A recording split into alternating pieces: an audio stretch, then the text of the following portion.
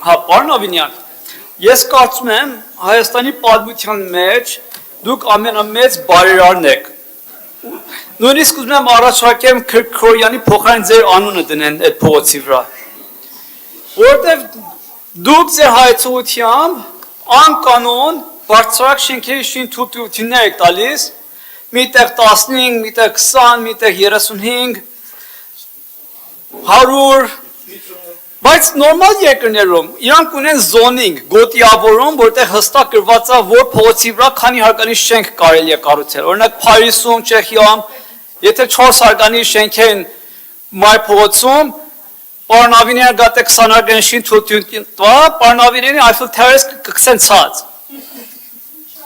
Հիմա Երևանում դուք ձեր հայցողությամբ բռնել որտեղ ինչ ուզում եք քանի հարկանի շենքի թույլտվություն է տալիս։ Ու հիմա ասում եք ձեր 5 օքանոց ճարտարապետներն են որոշում կայացում։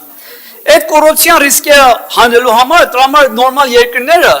զոնինգ գոյություն ունի, գոտիավորում գոյություն ունի, որ դուք չեք դրել մեր գլխավոր հատակագծի մեջ։ Ու չեք դրել, ես կարծում եմ հատուկ չեք դրել, որտեղ սա շատ հեշտ փող աշխատելու ձև է, քաղաքապետարանի պատմության մեջ ամենամեծ կոռուպցիան եղել է բարձրակ շինթույլտվությունները։ Նախկինները գողավազակ էին, չէ՞։ Հիմա դուք հրաշտակներ եք։ Այդ անկանոն թույլտվություններ որ տալիս եք, մի քիչ առաջ ասեցինք պոլիտեխնիկը կից 12 հարկանի շենքի թույլտվություն եք տվել, այդտեղ 5-6 հարկանի շենքեր են։ Եթե մենք գոտիավորում ունենայինք, նորմալ նստենք ասենք, ստեղ մենք 6 հարկանից ավել թույլտվություն չենք տալիս։ Հիմա դուք 12 եք տվել, 6 հատ ավել ձրի հող եք տվել շինարարին։ 6 հատ ձրի հող ամեն մի հարկը 300 քառակուսի մետր վերցնես։ Կենտրոնի հողի արժեքը $2000, դուք $2.5 միլիոն նվեր եք տվել մարդուն։ $2.5 միլիոն նվեր եք տվել, մի $500,000 ինքս ձեզ կաշակ չի տվածելնի այդտեղ, կամ ձեր ճարտարապետներին։ Սա իրական ռիսկեր են, որ դուք չեք ուզում վերացնեք։ Հիմա սարքեք քաղաքը, Երևանը սարքեք փոշիացման, աղտոտացման